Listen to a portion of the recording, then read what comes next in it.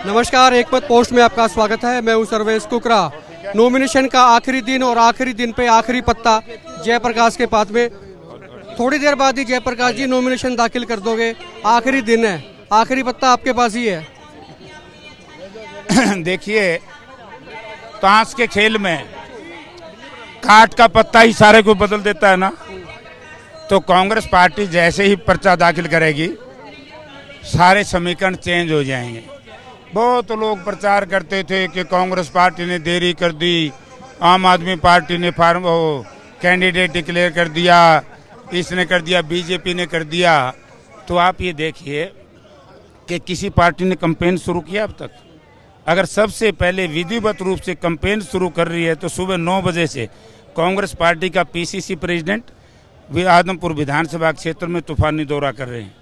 जयप्रकाश तूफानी दौरा कर रहे हैं। लोगों को एक कन्फ्यूजन हो रहा है, बोला जयप्रकाश कांग्रेसी है, उधर वो कुर्डाराम चले गए, वो कांग्रेसी थे, उधर एक आम आदमी में चला गया, वो कांग्रेसी, कुलदीप बिश्नोई तो थे ही कांग्रेसी, बीजेपी में आए। तो ये कांग्रेसी हो रहे हैं, कन्फ्यूजन हो रहा है, वोट किसको दें?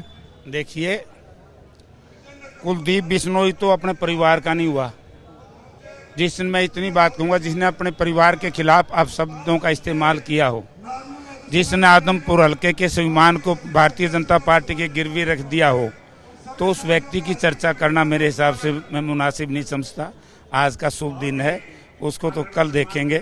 और जहाँ तक सवाल है कुर्डाराम जी का, कुर्डाराम जी के बारे में मैं इतना ही कहूँगा कि वो जिस तरीके से गए हैं इस इलाके की जनता फैसला कर देगी। क्योंकि जिस पार्टी में वो गए हैं उस पार्टी के नेता तो ऐसे घूम रहे थे जैसे सब्जी मंडी में सब्जी खरीदने के लिए कहाँ मिलेगी, कौन मिलेगी, कौन अच्छी कौन माड़ी।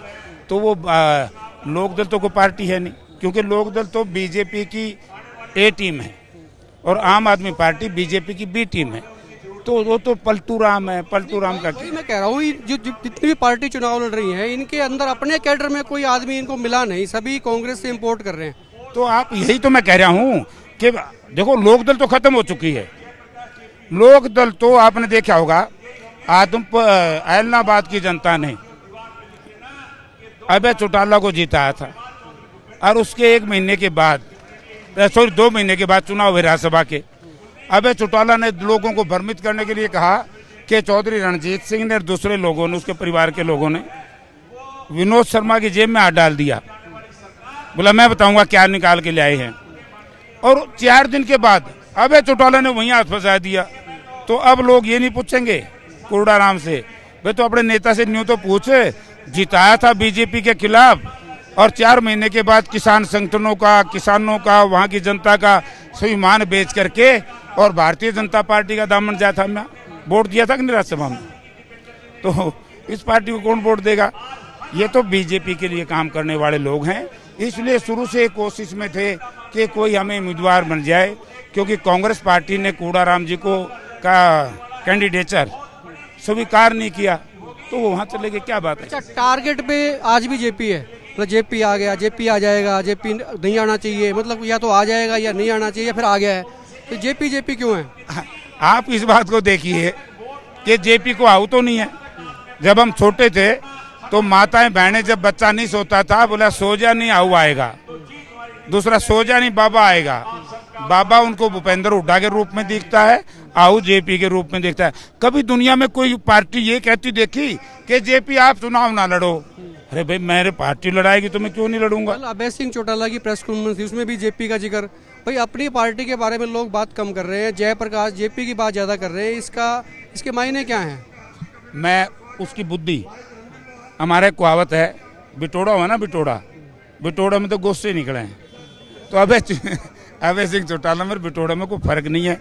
जिसने लोगों का ईमान बेच दिया हो, जिसने लोगों का स्वाभिमान, अपना वोट भारतीय जनता पार्टी को दे दिया हो, जिस भारतीय जनता पार्टी ने 730 किसानों की शहादत ली हो, जिस भारतीय जनता पार्टी ने हमारे 32 निर्दोष नौजवानों को गोली से भूनने का काम किया हो, उस भारतीय जनता पार्टी का साथ दे रहे हैं अभय चौटाला। तो अभय चौटाला का मानसिक संतुलन खो बैठे, क्योंकि वो कोई डील है बीजेपी के साथ, कई दिन डील करी है। इन दिनों एक अंतरात्मा की आवाज का भी जिक्र हो रहा है, तो ये अंतरात्मा भी जेजेपी के बारे में लोग कर रहे हैं, भाई इनकी अंतरात्मा जाग जाएगी, इनके होर्डिंग पे फोटो नहीं लग रहे, कुछ नहीं हो रहा, सम्मान मान मिल नहीं रहा, लेकिन मजबूरी ये है गठबंधन की, वो कह रहे हैं साथ देंगे, गठबंधन निभाएंगे, तो कहीं अंतरात्मा जाग सकती है क्या? देखिए, ये उनका गठबंधन का मैटर है, वो वही बता सकते हैं, मैं तो क्या बता सकता हूँ।